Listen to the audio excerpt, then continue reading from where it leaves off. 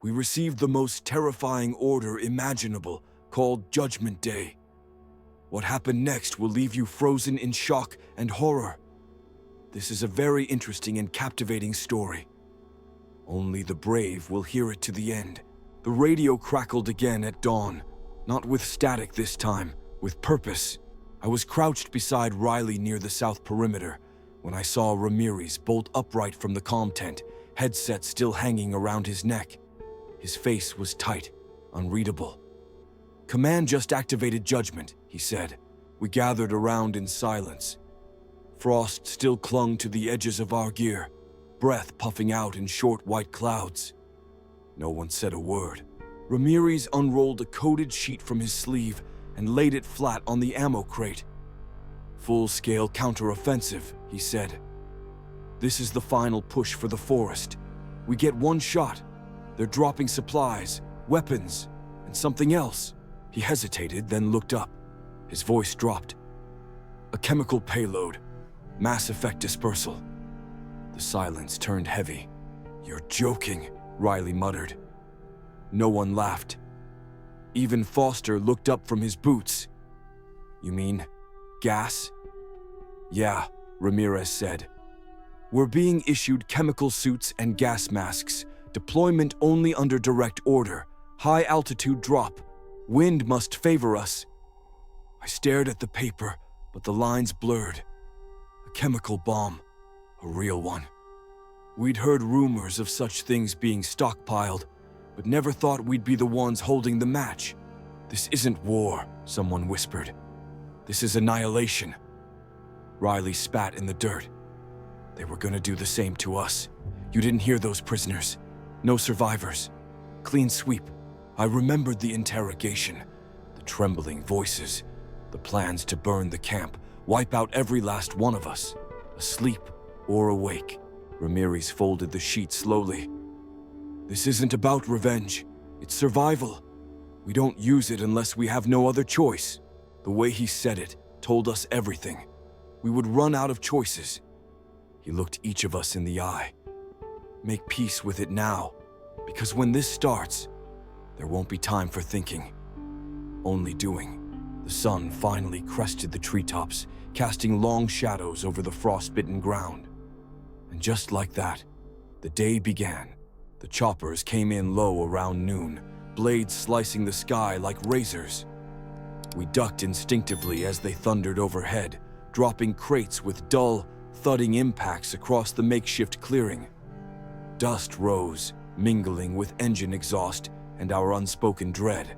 Riley and I helped crack open the first crate. Inside, thick gray suits sealed in vacuum packs, each marked with a red chemical hazard symbol. Gas masks with dual filters, reinforced gloves, heavy boots. It didn't look like gear meant for survival. It looked like something to walk through hell in. "Suit up training in 30, Ramirez announced, clipboard in hand. "No excuses." We spent the next hour learning how to survive our own side's final move. Each piece had to seal perfectly. One broken valve, one loose strap, and you were done. Foster struggled with his mask. I helped tighten the strap. He didn't look at me, just nodded, jaw clenched. "How long do these filters last?" someone asked. "Long enough," Ramirez replied without looking up. The other crates were filled with more than protection. Fresh rifles, underslung grenade launchers, armor-piercing rounds, thermals. Someone had clearly decided this fight was worth the inventory. By evening, the camp looked more like a staging ground for the end of days. Suits lined up on racks, weapons prepped in fire teams, final checks scrawled on the backs of hands and helmets.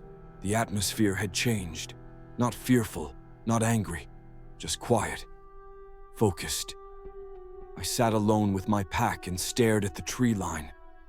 A single raven watched me from a broken branch, unmoving.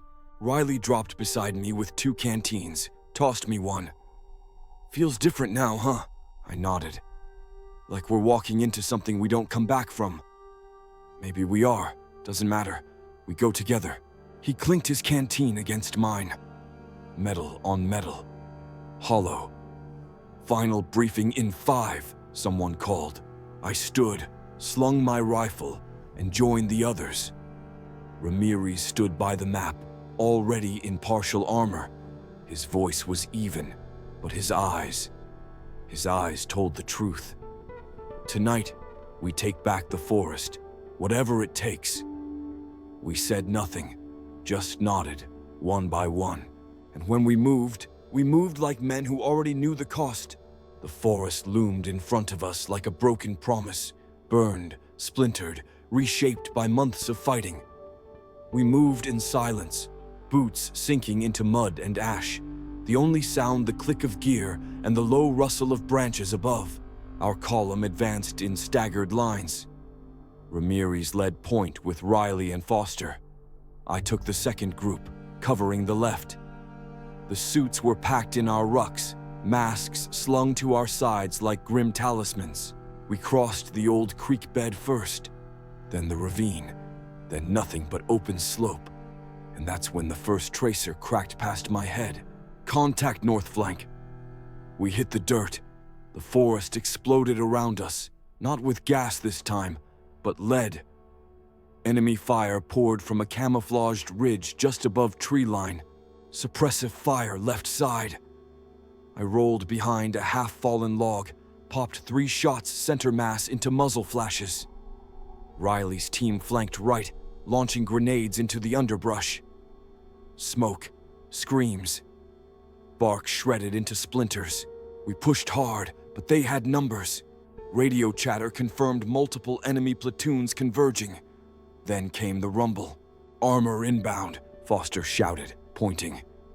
I saw it. A light APC, wheels chewing earth as it crested the hill. Back into the defilade. We fell into retreat, bounding cover to cover, dragging one of ours who took shrapnel to the leg. The ridge ahead was supposed to be clear. It wasn't. More enemy troops emerged from the west tree line, fresh, fast, organized. Reinforcements. Riley slammed down beside me, panting. They're pinning us, Mark. We hold here. We're done. The forest began to close around us. Bullets raked the slope behind, ricocheting off stone. Ramirez barked over the comm. Fall back to phase line echo. Get the suits ready. My throat dried. No more choices. We were running out of time, and judgment was coming. We dropped behind a ridgeline marked on the map as phase line echo, little more than a shallow bowl in the earth, half choked with broken branches and dead roots. Mortar rounds thudded in the distance, too close. The air reeked of cordite and burned soil. Ramirez crouched behind a fallen tree, ripping open a sealed satchel. Suit up. Now. No one argued.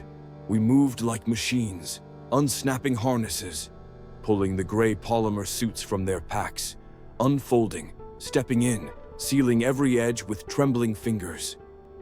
Gas masks slid over our faces with a hiss. Filters locked. My hands shook as I tightened Riley's back seals. He checked mine. Across the line, I saw Foster drop his mask. He fumbled, reached, nearly cried out. Ramirez was on him in seconds, strapping it down himself. Breathe through it, he growled.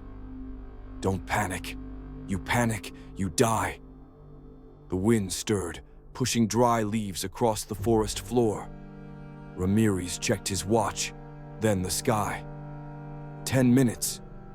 Radio crackle. High command came through.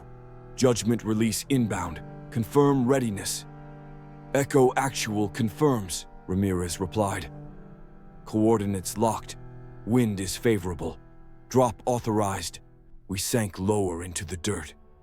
The last of the fire faded behind us, pushed back by our own men still holding the line. If they broke before the drop, I tried not to think about it. The sound came slow at first, like a distant storm, then louder.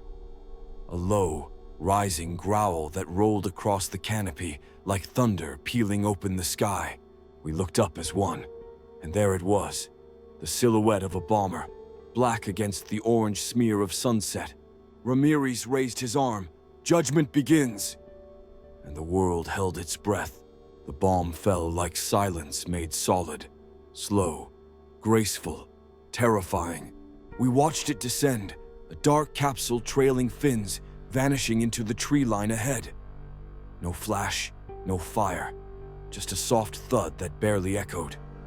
For a second, I thought nothing had happened. Then the forest exhaled. A low, unnatural wind blew outward from the drop point, thick, crawling. A gray-green mist oozed through the trees, hugging the ground, weaving between roots and stumps like it had a mind of its own. "Masks sealed," Ramirez barked. "Weapons up. Nobody moves until I say." The gas rolled forward, slow but certain. I watched birds fall from branches mid-flight. Rabbits bolted from burrows only to collapse mid-sprint. A crow cawed once, then dropped like a rock. In the distance, we heard them, coughing, shouting. Chaos. One voice screamed in another language, high and cracking, before choking into silence. Foster whispered, "My God." "Keep your mouth shut," Riley snapped, his own voice muffled behind the filters. Through the scope of my rifle, I saw movement. Enemy soldiers stumbling out of the gas, some blindly firing, others clawing at their own suits. A few didn't have masks, others tore theirs off in panic. One of them ran straight into a tree and dropped. It wasn't a battle anymore, it was collapse. "Hold position," Ramirez ordered. "We advance after containment. Let them break." We waited as the cloud spread, thickening, blanketing the enemy front like a smothering hand. The screams faded, replaced by the hiss of wind through dead leaves. Minutes passed, then silence. "Advance. Slow. Stay masked." We moved like ghosts, through a forest now strangled by silence. Shapes lay scattered, bent, twisted, still. Rifles on the ground, helmets torn off. A few soldiers convulsed. Most didn't move at all. I stepped over a body with wide, fogged-over eyes. He was barely older than Foster. Riley's voice came through the radio, low and shaken. "They didn't stand a chance." "That was the point," Ramirez replied. And we walked deeper into the cloud. The forest was silent.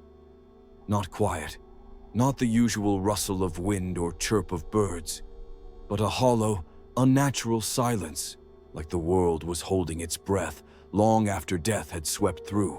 We moved in formation, rifles raised, boots crunching over fallen branches and patches of blackened moss. The gas was already thinning, burned away by wind and fading sunlight, but we kept our masks on. No one wanted to taste what had been left behind. Bodies were everywhere, slumped against trees, curled under roots, piled in trenches they had dug for protection that became their graves. Their faces were twisted, some in fear, some in confusion, most frozen in blank, irreversible stillness. Foster gagged once but kept walking. Riley said nothing. I don't think he blinked for 10 full minutes. We reached the old enemy command post on the northern slope. Now nothing but overturned crates, a shattered radio, and silence. Their flag had fallen into the mud, soaked and colorless. "Clear," Ramirez announced. His voice echoed flat through the comms. And just like that, the forest was ours. By sunset, we'd pushed 2 clicks beyond the original tree line. Reinforcements caught up, medics checking vitals, engineers planting new perimeter markers. No shots fired, no resistance. They were either dead or gone. We dug in on a high ridge overlooking the valley. I watched the last rays of sun crawl across the smoking tops of trees. Riley sat beside me, chewing a protein bar like it was sawdust. "You think this was worth it?" he asked finally. I didn't answer right away. Ramirez walked past, mask off now, his face pale and unreadable. He didn't say anything either. We'd won. We'd taken back the forest, but the silence that followed wasn't victory. It was something else, something heavier, something we couldn't name. I sat there until dark, rifle across my lap, the wind cold against my suit. And for the first time in days, I wasn't afraid of dying. I was afraid of waking up tomorrow.